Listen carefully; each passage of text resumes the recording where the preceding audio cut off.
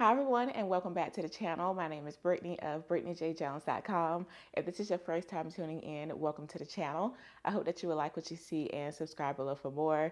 In today's video, we're going to be sewing. We're going to be sewing along to my new Know Me pattern. The pattern number is ME2089. This is a crop trench jacket, and I am so excited about it.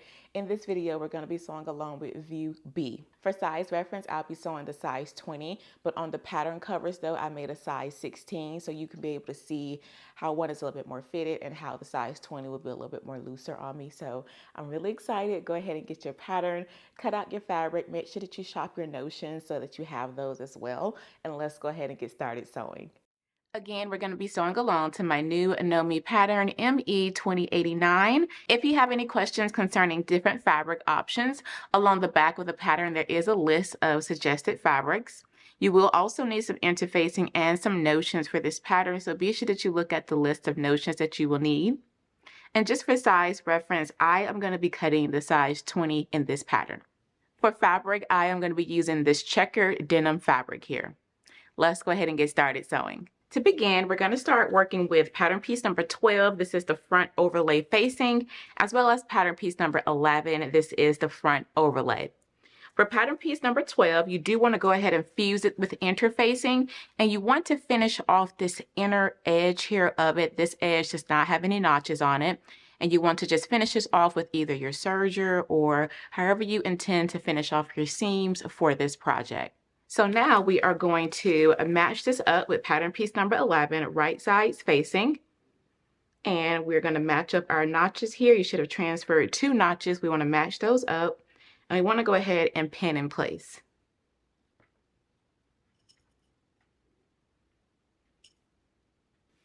Once you have it pinned, we can go ahead and stitch using a 5/8 of an inch seam allowance. Then we can trim our seam, and you want to make sure that you clip into this curve. Let's go ahead and stitch it now.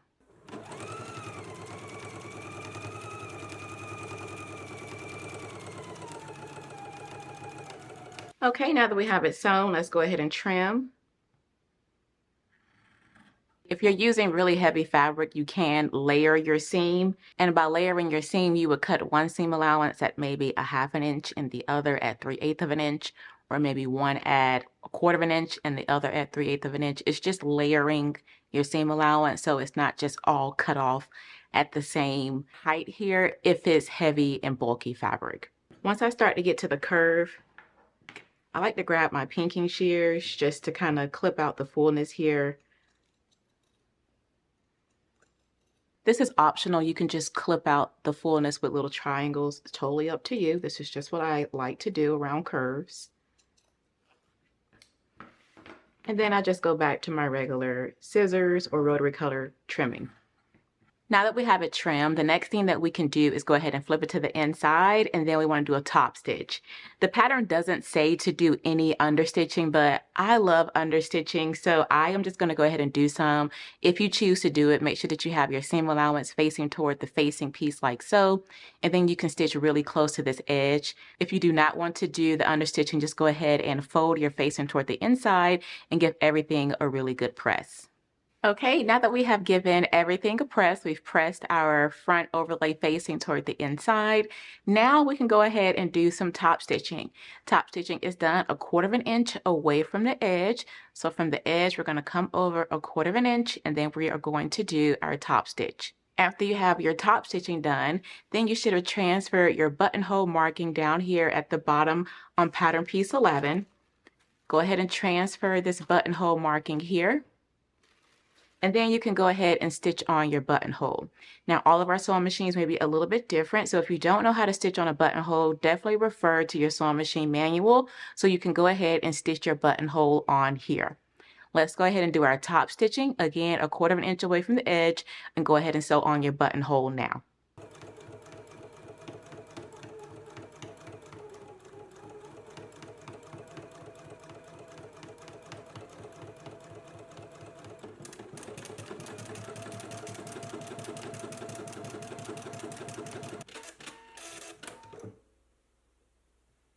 All right, now that we have done the top stitching and you have sewn on your buttonhole, let's go ahead and grab our right front piece. So this here is my right front.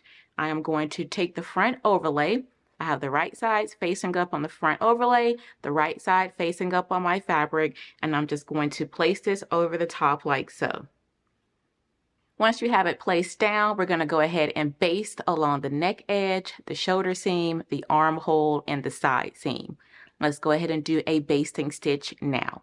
A basting stitch is the longest length stitch on your sewing machine, so you can go ahead and lengthen that out to as long as your sewing machine stitch goes to. Mine goes up to a 5.0, but yours may be different, so definitely refer to your sewing machine manual to see how to lengthen out your sewing machine stitch if you do not know how to do it. Let's go ahead and do the basting stitch now. We can put some pins in it first. Let's go ahead and baste it in place now.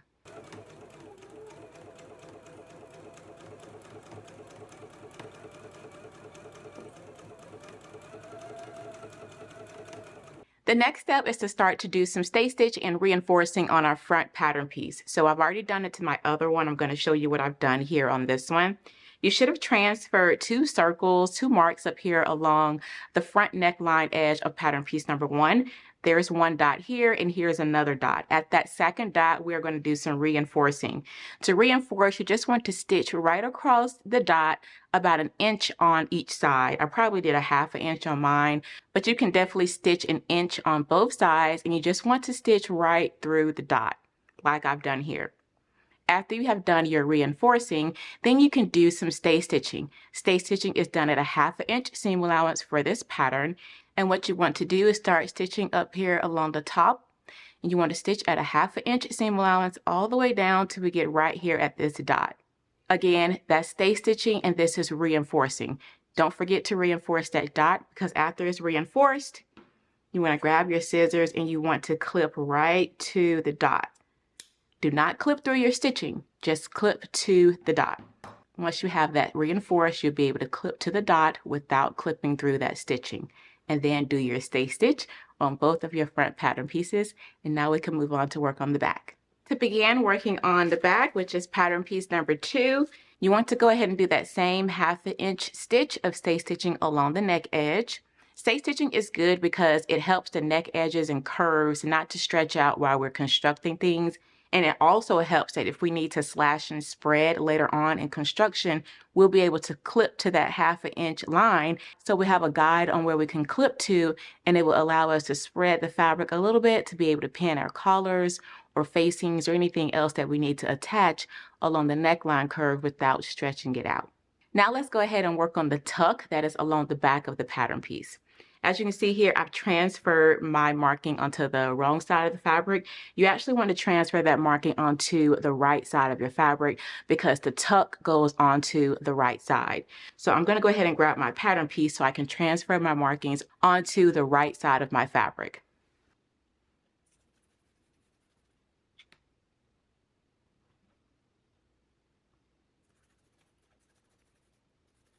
Okay, I know this may be hard to see, but I have transferred my tuck lines here onto the right side of my fabric. And so now what I'm going to do is grab some pins. I'm going to bring those lines together and I'm going to pin them, making sure that I go through both of the lines, similar to how we would pin dart lines. Let's go ahead and do that now.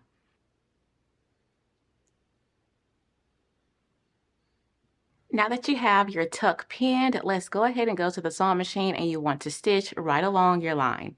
Let's go ahead and do that now.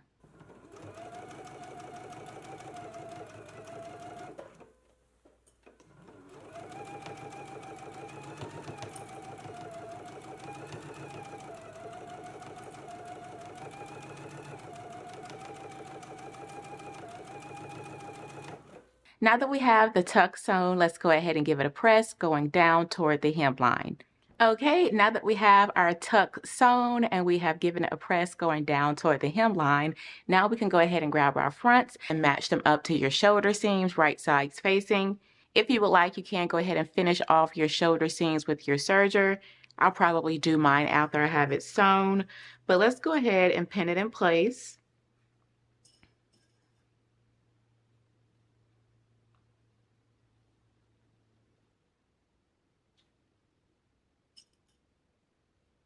Now that we have it pinned, let's go ahead and stitch in a 5/8 inch seam allowance.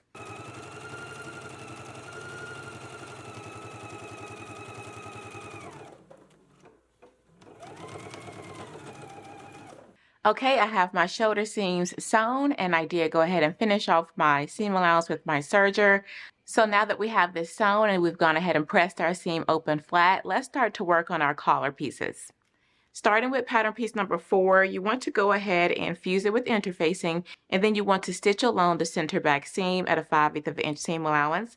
I've gone ahead and stitched mine here, and then I just pressed my seam open. So go ahead and stitch pattern piece number 4 together at a 5/8 of an inch seam allowance along the center back seam, and then you can go ahead and press your seam open flat.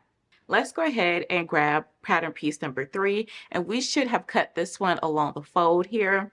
The first thing that we're going to do is we're going to put some ease stitching from this large dot here to our double notches. You should have transferred some double notches here along the lower edge. Where are my notches? They're here.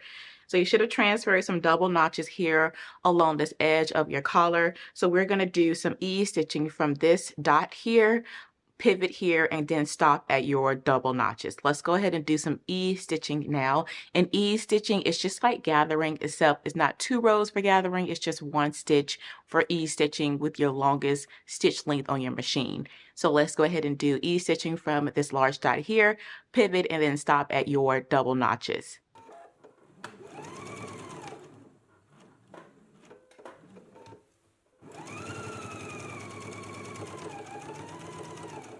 Okay, I've just gone ahead and done my row of ease stitching. So now on this side with the single notches, you should have done single notches here and also transferred 2 dots. From the single notch, we're going to machine stitch a 1/2 inch all the way from single notch to single notch. So again, find your single notch here. Mine is over here. I'm going to do a 1/2 inch stitch from this single notch all the way across to the other single notch over here. Let's go ahead and do that now, and after we have it stitched, then we can place 2 clips right down here to the dot. We don't want to clip past the dot, we just want to clip to it, again at a 1/2 inch. Let's go ahead and do our stitch now. Okay, now that we have done our 1/2 inch stitch, we can go ahead and clip to the dot. Once we have it clipped, we want to go ahead and press under a 1/2 inch here along the center between those dots. So let's go ahead and press under a 1/2 inch right here again between those 2 dots. Okay, now that we have pressed under a 1/2 inch here, now we are going to place this right sides facing like so. And we may need to pull up these ease stitches here along the side that we put in so that it can fit. But let's go ahead and begin pinning this in place.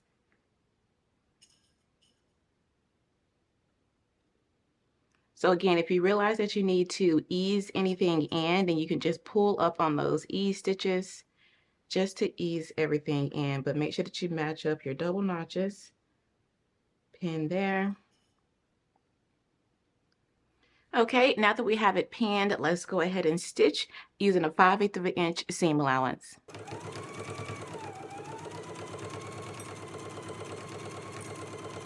Now that we have it sewn, let's go ahead and trim our seam.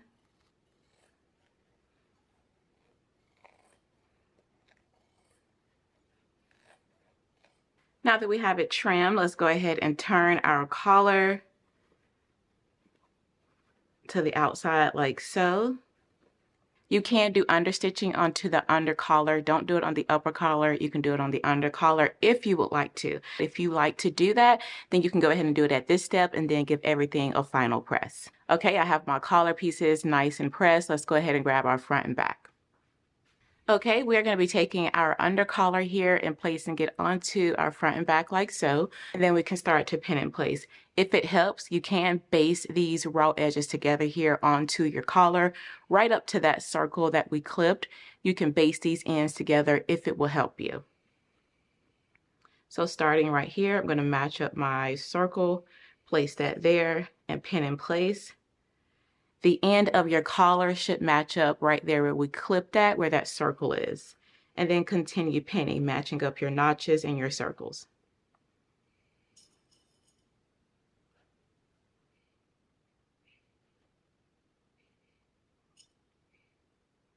Okay, now that we have our collar pinned on, we can go ahead and baste it in place. So we want to baste at a 5/8 of an inch seam allowance, just basting all the way across here. Once we get to this opening, you want to make sure that you keep this edge free. Do not baste it closed, and just continue basting all the way to this other end. Let's go ahead and baste it in place now.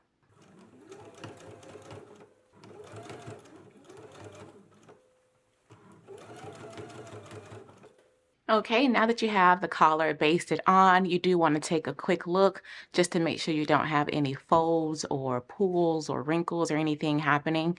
Once you are happy with it, now we can go ahead and put this to the side and we can start to work on the facing. For our facing piece, pattern piece number 5, you should have cut out 2 of fabric and 2 of interfacing. As you can see, I've gone ahead and fused my interfacing to my facing piece. Down here, I had to make it work. This is all I had, but we got it together. Go ahead and fuse your facing pieces with interfacing, and then you want to finish off the shoulder edge as well as the outer edge of your facing piece with either the serger or however you are finishing off your seams for your garment. Go ahead and finish off the shoulder edge as well as the outer edge of the facing. Make sure that you transfer your markings too. Once we have that done, let's go ahead and pin it onto the front. Okay, with right sides facing, you want to go ahead and grab your facing piece and place it onto your front like so. And we are going to pin this in place. We're going to pin along the front edge and we're going to pin along the neck edge as well. I'm going to start pinning down here along the front edge. Going to match up your double notches and pin in place.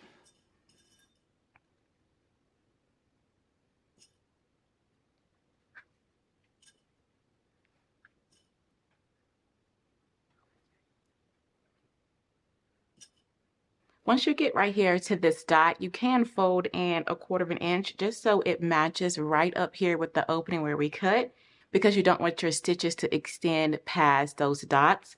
So you can, again, I'm just going to fold in about 1/4 of an inch right here so that everything matches up like so, and then we can go ahead and pin that in place. Okay, once you have this all pinned, we can go ahead and baste it in place first. So I'm going to begin basting up here. I'm just going to baste down, come up, pivot, and come straight down. After you have it basted, you can have a look at your seam, make sure everything is lining up nice and neat. If you need to create more space, you can clip down to this 1/2 inch stay stitch line that we created to give you a little bit more room. And then after you're satisfied with the basting stitch, then you can go ahead and do your 2.5 regular stitch, following along with your basting stitch. Let's go ahead and do that now.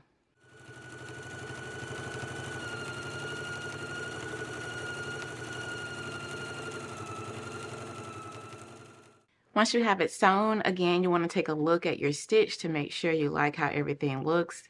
Make sure that there are no folds or no pools or anything right here along the outside. Once you are happy with everything, now we can go ahead and trim our seam and turn everything right side out.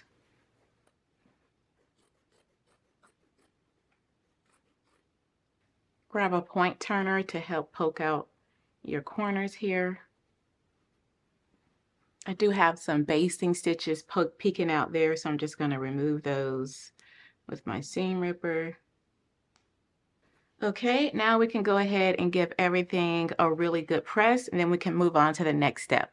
All right, now that we have given everything a good press, and you do want to do the same thing that you did to one facing onto the other facing. And now at these dots here that we transferred earlier where we clipped and we folded under 1/2 inch, I'm going to clip again at that same dot.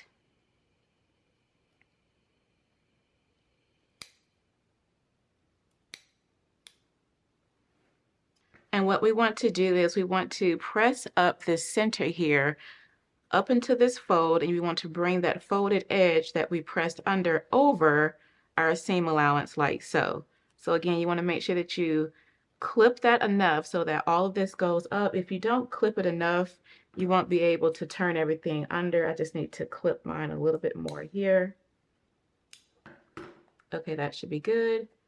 And then I'm just going to push up the seam allowance.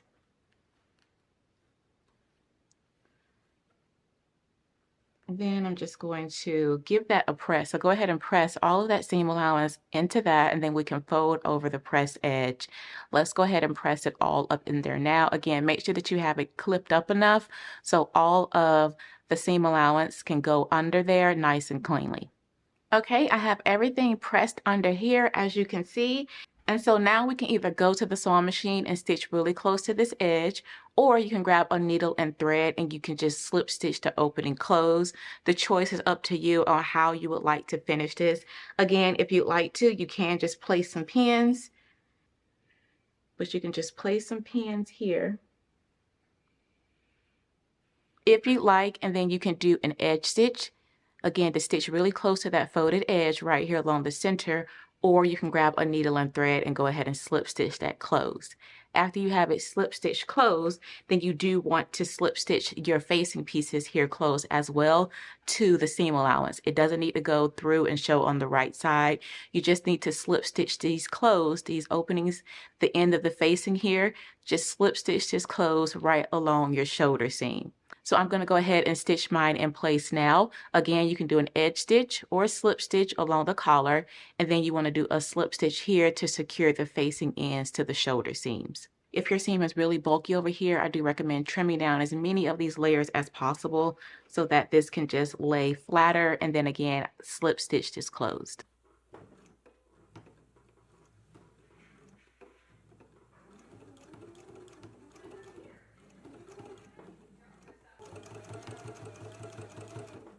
Okay, now that we have secured our opening here, I did a really close edge stitch here on mine, and then I also slip stitched my facing down to my seam allowance here along the shoulder seam. Let's go ahead and move to the next step. Next, we're going to grab pattern piece number 7. You should have cut 4 out of fabric and 2 out of interfacing. I've already sewn one here, and so this is what we are going to be doing.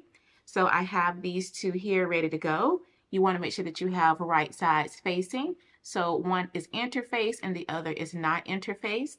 We're going to grab our pins and we are going to pin along the sides as well as this point edge here, leaving this edge with the dots open.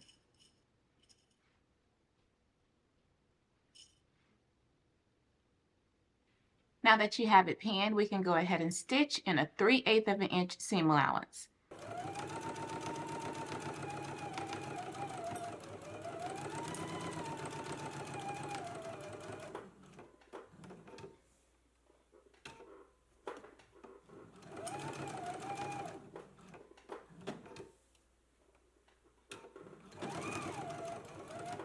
Now that we have it sewn, we can go ahead and give it a trim.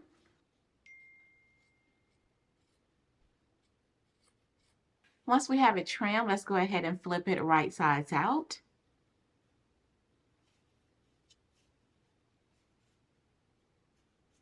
Once you have it turned right side out, let's go ahead and give it a press. Okay, now that you have it pressed, you want to go ahead and transfer your buttonhole marking and we can stitch that on. And you also want to go ahead and do a 1/4 of an inch stitch along the outside edge. Let's go ahead and do it now.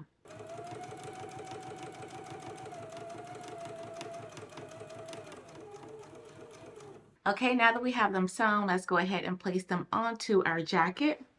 So here's my jacket here, and you should have transferred small circles as well as large circles. On your small circle, you want to match that up with your shoulder seam, and then you want to pin that in place.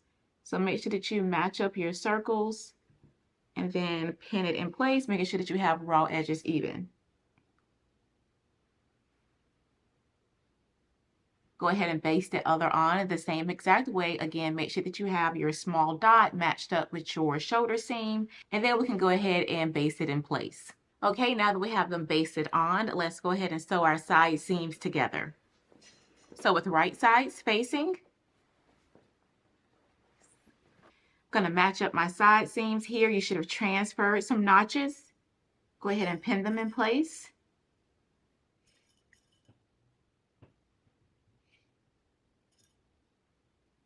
Go ahead and pin your other side seam the same way, and then we can stitch in a 5/8 of an inch seam allowance.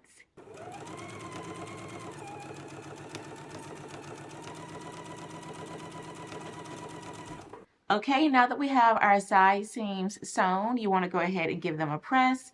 I've pressed mine open flat. Now let's go ahead and start to work on our carrier piece, which is pattern piece number 6. To get started on our carrier piece, you should have cut out one. The first thing that you want to do is fold it in half with wrong sides facing and give that a press. Next, you can open it out and you want to fold in the raw edges to that crease that you just made and then give that a press. After you have that pressed, then you want to fold it over one more time and give it a final press. Once you have it all folded and pressed, your carrier piece will look like this. And then you can go to the sewing machine and do an edge stitch down both long ends of the carrier piece. This is an example of what that will look like once you have it all stitched.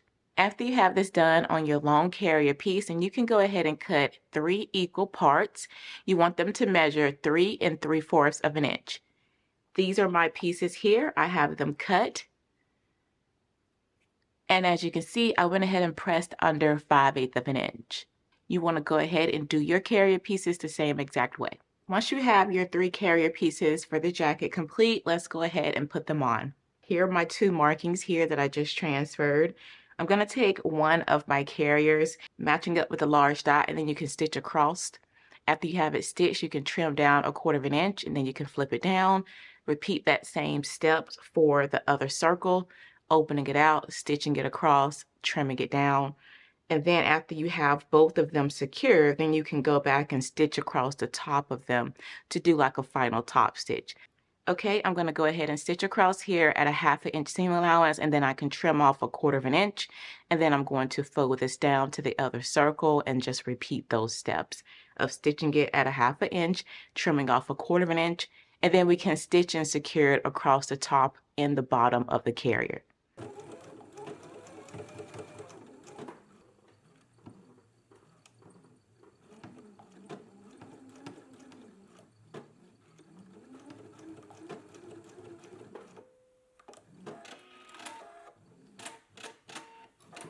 Okay, now that we have our carriers stitched on, let's go ahead and start to work on our sleeves.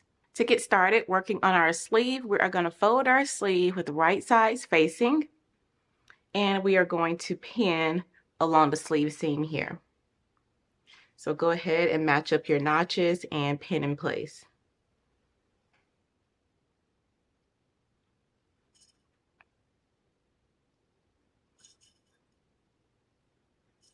Now, if you are doing view A, you would need to sew on your carriers to your sleeve before you go ahead and do this step. Again, I'm sewing view B for this tutorial. Once you have it pinned, let's go ahead and stitch at a 5/8 of an inch seam allowance.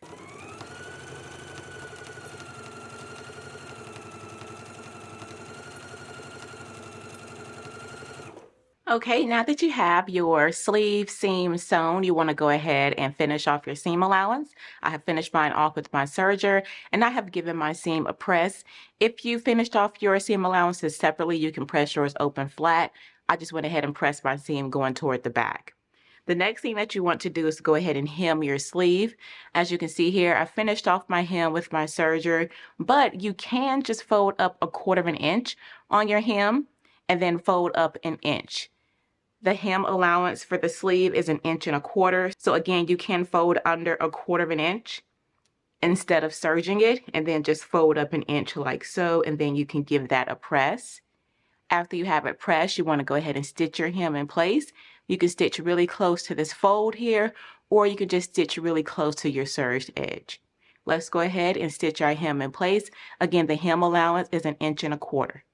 Okay, I have my sleeves hemmed, and you want to make sure that you do the same thing for your other sleeve. Now let's go ahead and pin them into the jacket. So with right sides facing, I am going to start here at the side seams and sleeve seam and pin those in place first.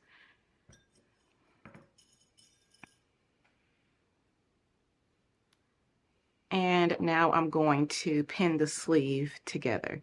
You should have transferred some circles as well as some notches. The notch at the top of the sleeve matches up to the shoulder seam.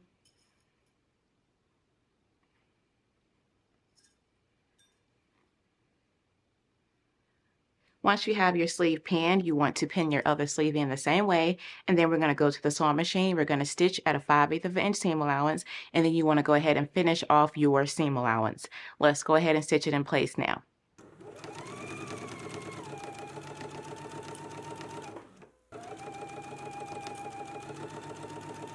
Okay, now that we have our sleeves installed, this is how the outside of mine look here, and this is what it looks like along the inside.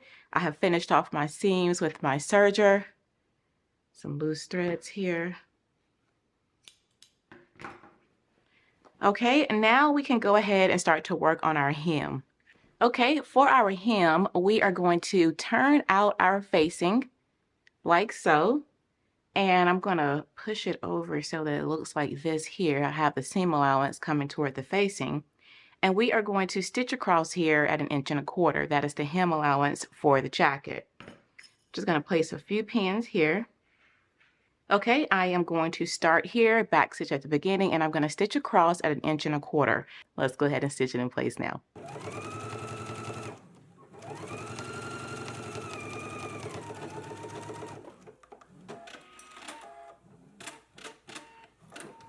Okay, now that we have it stitched, let's go ahead and trim. I'm going to trim away all of the facing like so.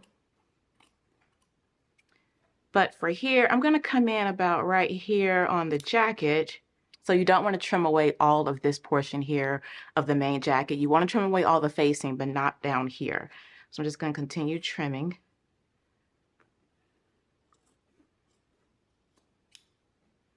And so this is what that looks like here. I'm going to do the same thing for the other side. If you're finishing off with your serger, you can start serging here if you'd like and just continue serging all the way along the lower edge. And then you just want to fold up your 1.25 inch hem allowance and press that in place. Or you can fold under 1/4 inch and then press up your inch, the same way that we did for the sleeve, and then go ahead and stitch close to this inner fold edge. So again, you can serge your lower edge and then press up 1.25 inches and stitch it in place, or you can press up your 1.25 inch hem allowance, fold in 1/4 inch, and then press it and stitch close to the pressed edge. I've gone ahead and finished off the lower edge of my hem with my serger. And so now I'm just going to press up my hem. Let me just poke out these corners. Now we can go to the pressing station and go ahead and press up our hem allowance. Again, the hem for the jacket is 1.25 inches. After we have it pressed, we can go to the sewing machine and go ahead and stitch it in place. When we stitch, we want to start stitching here along the opening edge, and we're going to stitch all the way across, catching in the top edge of the fold, whether you have it serged or whether you folded in 1/4 inch. To stitch it in place, we're going to begin stitching here, and we're going to stitch all the way across, catching in the top edge of our hem, all the way along to the other side here, securing our hem in place. Okay, so I have my hem all stitched in place. This is what that looks like here. After I stitched my hem, I went ahead and did 1/4 inch top stitch all along the outer edges, along the neckline and collar as well of the jacket.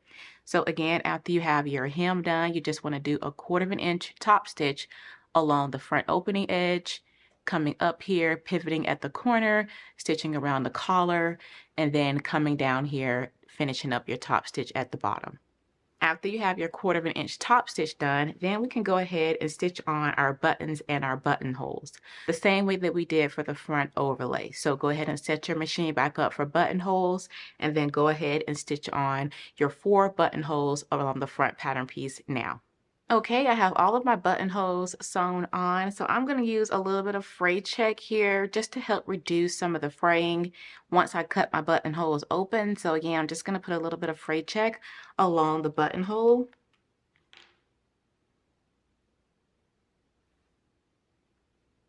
Okay, I'm going to go ahead and let that dry before I cut open the buttonhole. Now let's go ahead and start to work on the tie. To begin working on our tie belt, we need to grab pattern piece number 10. You should have cut 2 of fabric and 2 of interfacing.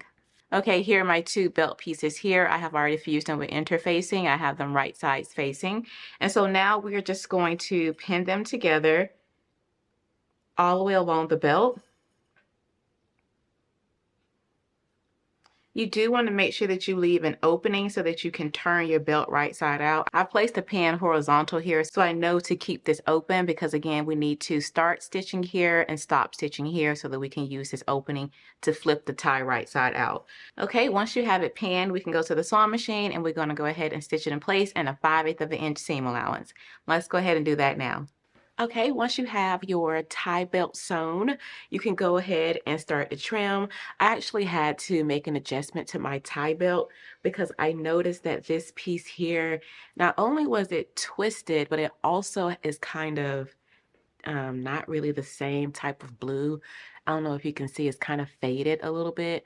And so I did not like that, but I did not have enough to cut 2 full ties. So I had to kind of put a little center seam here on the back of my tie belt. But yeah, I noticed some of my denim was kind of, I don't know if it was warped, I don't know what it was, but it was kind of faded in some places and it just kind of went off grain. But yeah, I just wanted to point that out in case you see I have a seam here on my tie belt. Your tie belt should not have a seam on it, but once you have it sewn, we can go ahead and trim. I left my opening right here, so I'm going to go ahead and trim down my seam.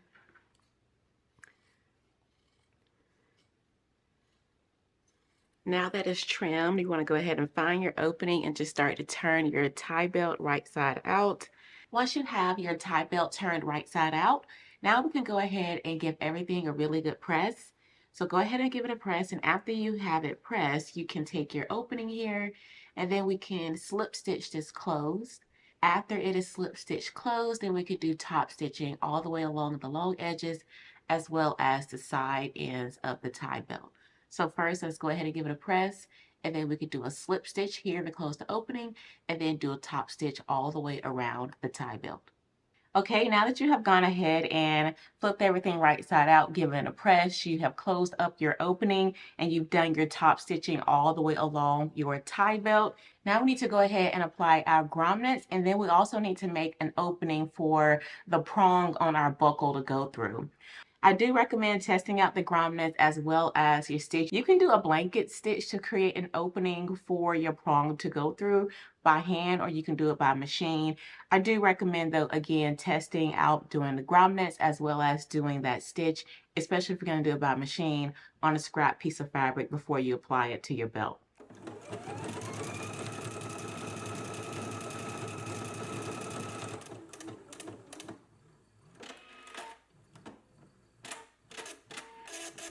So I was just testing out the round eyelet stitch that is on my sewing machine. If you have this stitch, you can use this for your prong opening. If not, again, you can just do it by hand with a blanket stitch. Here I am testing out the grommets like I recommended. I do recommend that you test them out on a scrap piece of fabric before putting it onto your tie belt. And so what I did here was I created a hole using a hole maker tool. You may have another method for putting on grommets, and if you have the grommet tool, that may be better for you, but I'm just using this here, this kit that I purchased online. It comes with both of the grommet parts as well as the tools needed to install them. And so I am just following along with the instructions to install the grommets onto my tie belt. Again, you may have the grommet tool that kind of installs it all in one, so you don't have to do this extra hammering that I'm doing here, but use whatever method works best for you. I just recommend that you test it out first on a scrap piece of fabric before you install it. Here I am getting ready to attach my belt, and I'm honestly not quite happy with this belt fabric covering kit. My fabric was a little bit too thick for it, so that's the only reason why I'm not happy with it. But if you're using more of a lightweight fabric, this would be fantastic. But for the denim that I'm using, it's a little bit too thick for this fabric covering belt kit. So I am going to change it out, but I did just want to show you after you have your opening for the prong, you do want to go ahead and slide on your buckle and then secure the ends onto the back of the belt. Okay, I have my tie belt all complete here. As you can see, I have my grommets on and I have my belt on. I will probably switch out this buckle because my fabric is denim and this buckle isn't really that great for thick fabrics I'm seeing. So I'm probably going to swap this out for something else, maybe with silver hardware so that it matches the grommets. Once you have your belt buckle on, your grommets on, your tie belt is complete, then you can go ahead and sew on your buttons if you haven't done that already. Again, you have buttons here, 2 along the front, you have 1 up here along the overlay, and you also have 2 up here along the shoulders. So after you have your buttons installed, you are all done with your jacket. Again, we just made view B on Know Me ME2089. Well, that is all for the video, and I really do hope that you all enjoyed it. If you have any questions, feel free to leave them down for me below. Be sure to like, comment, subscribe, turn on your notifications so you know when the next video goes live, and I will see you all then. Blessings, everyone. Bye.